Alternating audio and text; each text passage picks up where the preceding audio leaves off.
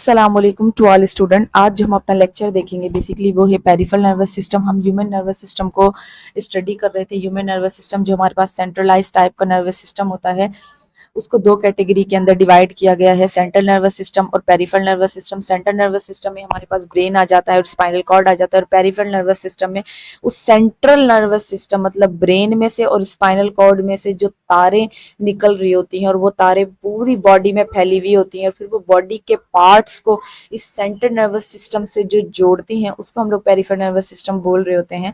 मतलब ये जो पूरी बॉडी में ये जो तारें बेसिकली फैली हुई हैं तो इसको हम लोग पेरिफेरल नर्वस सिस्टम बोल रहे होते हैं। तो ये मुश्तमिल होती है कैबल्स के ऊपर जो सेंट्रल नर्वस सिस्टम से निकल रही होती है, बराह रास्त ब्रेन से भी निकल रही होती है, स्पाइनल कॉर्ड से भी बेसिकली तारें निकल रही होती है और पूरी बॉडी के ऑर्गन को कनेक्ट कर रही होती हैं सेंट्रल नर्वस सिस्टम से, मतलब ब्रेन और स्पाइनल कॉर्ड से। यहाँ पे and connect different organs of the body. Yes, ये के different organs of the body को कनेक्ट करती हैं। हर जो कैबिल होती है उसको नर्व बोलते हैं। मतलब एक जो तार है बेसिकली जो वहां से निकल रही है उसको हम लोग नर्व बोलते हैं। अब जो नर्व है वो न्यूरॉन से बनी हुई होती है, तो उसके अंदर बेसिकली जो नर्व होती है वो जो तार होती है वो मुश्तमिल होती है, उसके अंदर बंडल्स ऑफ एक्सॉन्स होते हैं, सेंसरी और मोटर दोनों न्यूरॉन्स के। सेंसरी न्यूरॉन हम लोग उसको बोलते हैं जो कि इंफॉर्मेशन, अगर ऑर्गन को कुछ महसूस हुआ है, कोई स्टिमुलाई आया है तो इंफॉर्मेशन जो जाएगी सेंट्रल नर्वस सिस्टम पे वो सेंसरी न्यूरॉन के जरिए जाएगी। अब जो इंफॉर्मेशन वापस जो कमांड भेजेगा रिस्पॉन्स करने के लिए, जो भी मैसेज आएगा, इंफॉर्मेशन आएगी बेसिकली वापस जो आएगी वो आएगी मोटर न्यूरॉन के जरिए। तो वो जो तार होती है उसमें मतलब दोनों सिस्टम होते हैं।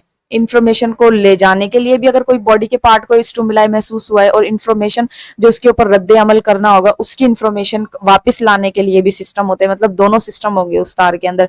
तो वो जो नर्व होगी वो मुश्तमिल होती है बंडल्स ऑफ एक्सॉन्स के ऊपर, जिसके अंदर सेंसरी और मोटर न्यूरॉन, मतलब सेंसरी न्यूरॉन के भी एक्सॉन होंगे और मोटर न्यूरॉन के भी एक्सॉन होंगे। एक्सॉन बेसिकली हम लोगों ने पहले भी देखा था, एक्सॉन बेसिकली पार्ट होता है न्यूरॉन का जो कि इंफॉर्मेशन को लाने ले जाने के लिए काम आता है।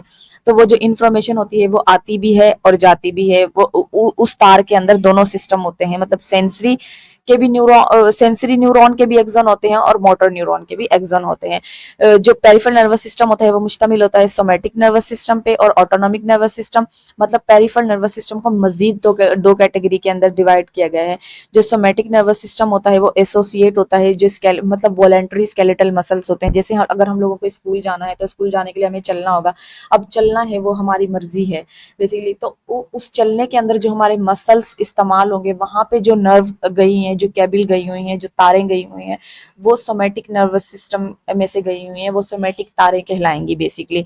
और ग्लैंड से बेसिकली सोमैटिक नर्वस सिस्टम मुंसलिक होता है। और जो ऑटोनॉमिक नर्वस सिस्टम होता है वो मुंसलिक होता है, एसोसिएट होता है जो involuntary function like digestion, breathing वगैरह। मतलब अगर हमारी डाइजेशन हो रही है तो उसके अंदर स्टमक इन्वॉल्व है, इंटेस्टाइन इन्वॉल्व है, उनके अंदर जो मसल्स हैं वहां पे जो नर्व गई हुई हैं, जो तारे गई हुई हैं, उनको हम लोग ऑटोनॉमिक नर्व्स कहेंगे, ऑटोनॉमिक नर्वस सिस्टम का पार्ट कहेंगे।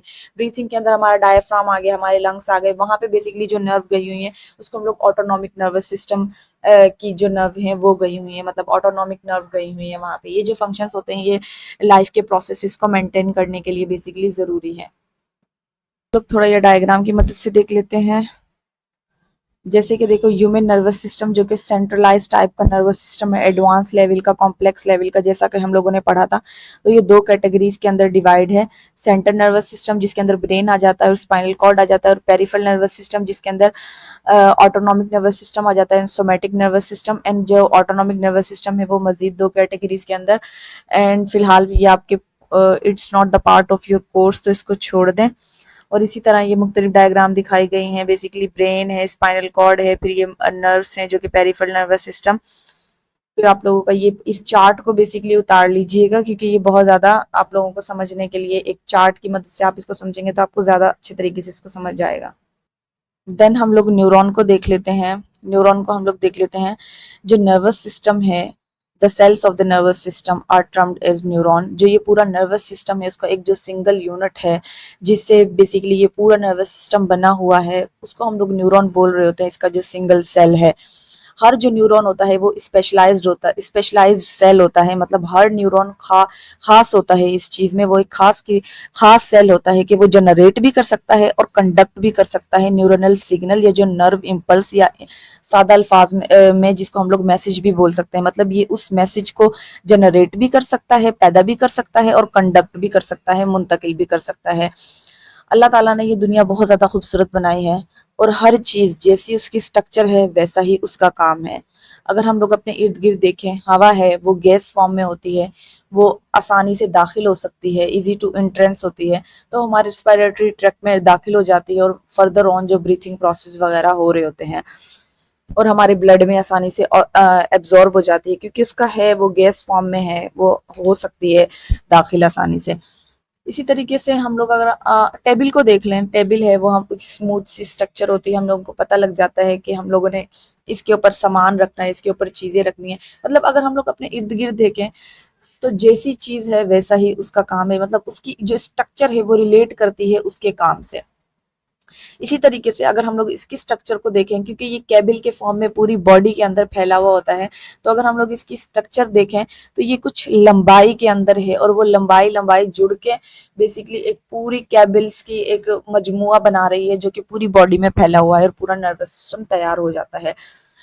तो typically a neuron consist of cell body, मतलब यहाँ पे इसकी ये सेल बॉडी आप लोगों को नजर आ रही होती है जिसको हम लोग सोमा बोल रहे होते हैं, और सेल प्रोसेसेस, ये जो लंबी see basically hair like structure या जो धागा सा नजर आ रहा है उसको हम लोग एक्सॉन बोल रहे होते हैं।